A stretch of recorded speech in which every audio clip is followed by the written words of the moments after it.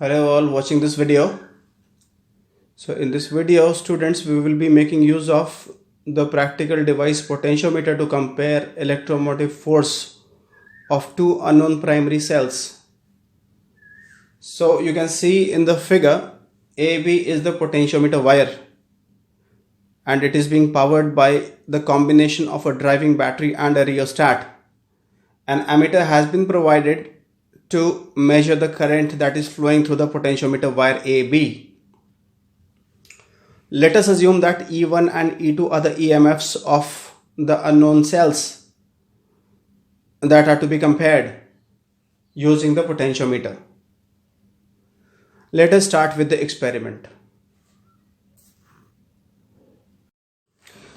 Now you can see that the cells E1 and E2 have been introduced in the circuit. The two cells with unknown EMFs E1 and E2 have to be connected to the lower part of the potentiometer circuit.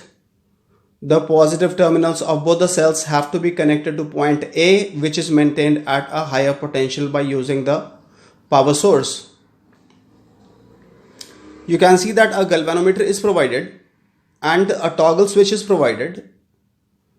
Now if this toggle switch connects the end of the galvanometer to point 2, which is connected to the negative terminal of the cell E1, the cell E1 is called into the circuit.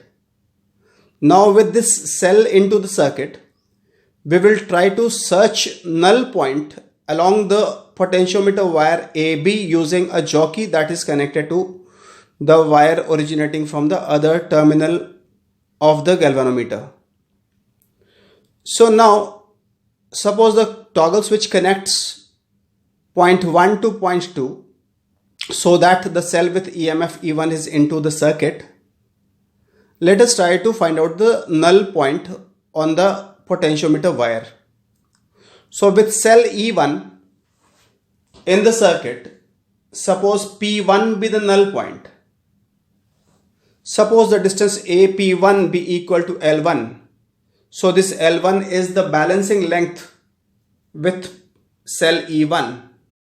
So students, with cell E1 in the circuit, suppose P1 be the null point and the distance AP1, which is equal to L1, is the balancing length. So in accordance with the previously studied result, the result we discussed in the previous video, the EMF E1 of the cell should be equal to KL1, where K is the potential gradient along the potentiometer wire. Let us call this equation as equation 1. Now similarly, we will connect 1 to point 3 of the toggle switch. We will use the toggle switch to connect point 1 to 3 so that now the cell E2 is called into the circuit. Next, using the same procedure as we did in the first case, we will try to find out the null point along the potentiometer wire AB. Suppose with cell E2 in the circuit, the new null point be P2 and the length AP2 be equal to L2. So this L2 will be the new balancing length with EMF E2. So students, with the cell E2 into the circuit, we have found out the new null point P2 located at a distance L1 from point A. L2 from point A. So L2 is the new balancing length with cell E2. So again we get the relation E2 equal to KL2. Next we divide equations 1 and 2 to get the result E1 by E2 equal to L1 by L2. Now the lengths L1 and L2 can be easily measured with the help of meter scale that is provided on the potentiometer. So we can see that simply by finding out the ratio of lengths L1 to L2, we can find out the ratio of EMFs E1 and E2 very easily. So that result is very, very important, students, and you will see that there are direct questions based on this result in CBSE board examination, often appearing in the question paper. Now in your JEE mains examination also, there are several questions every time that are based on this result.